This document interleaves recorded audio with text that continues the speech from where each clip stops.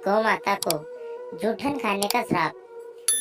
तीज का दिन था और माता पार्वती ने तीज का व्रत रखा था, लेकिन जब पार्वती माता के व्रत खुलने का समय हुआ तब भगवान शिव को उनके साथ थोड़ी सी हंसी ठिठोली करने का मन हुआ और माता पार्वती को चिढ़ाने के लिए कहीं छिप गए।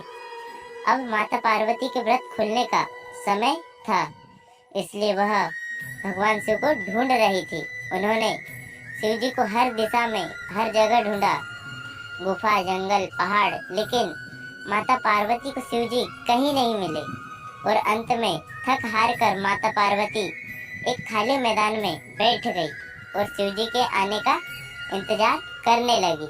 समय बीतता गया लेकिन भोलेनाथ नहीं आए। फिर माता पार्वती ने सोचा कि भगवान शिव तो समग्र सृष्टि के नाथ हैं, उन्हें कहाँ क्या हो रहा है सब पता होता है और ऐसे में वह पार्वती माँ को पूजा करते हुए भी जरूर देख लेंगे और अपने आप ही प्रकट हो जाएंगे। यही सोचकर माता पार्वती ने एक मिट्टी का शिवलिंग बनाया और उसकी पूजा करने लगी। और जैसा कि पार्वती माता ने सोचा था वैसे ही भगवान शिव यह सब कुछ अदृश्य होकर देख रहे थे और मन ही मन मुस्कुरा रहे थे।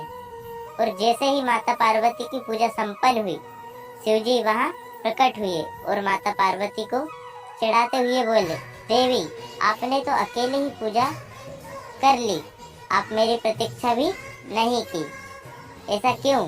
तब पार्वती जी ने कहा, हे प्रभु, मैंने तो आपका बहुत इंतजार किया, लेकिन सूर्यास्त हो चुका था और रात होने वाली थी, इसलिए मैंने शिवलिंग बनाकर आपकी पूजा कर ली और अपना व्रत संपूर्ण किया। यह बात सुनकर शिव जी ने फिर ठिठोली करते हुए कहा, मैं तुम्हारी बात पर कैसे विश्वास कर लूं? क्या इस बात का कोई साक्ष्य है? तब माता पार्वती ने थोड़ी दूर एक गाय को खड़े हुए देखा।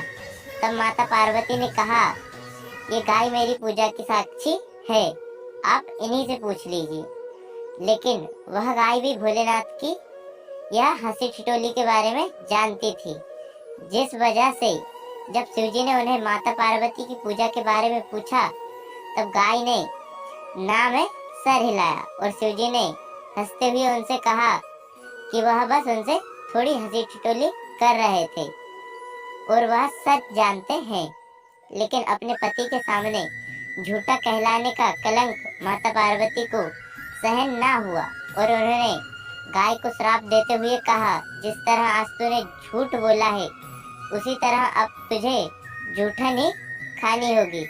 भले ना तुझे अच्छे से अच्छा भोजन क्यों न मिले, लेकिन तू जूठन के पीछे भागेगी।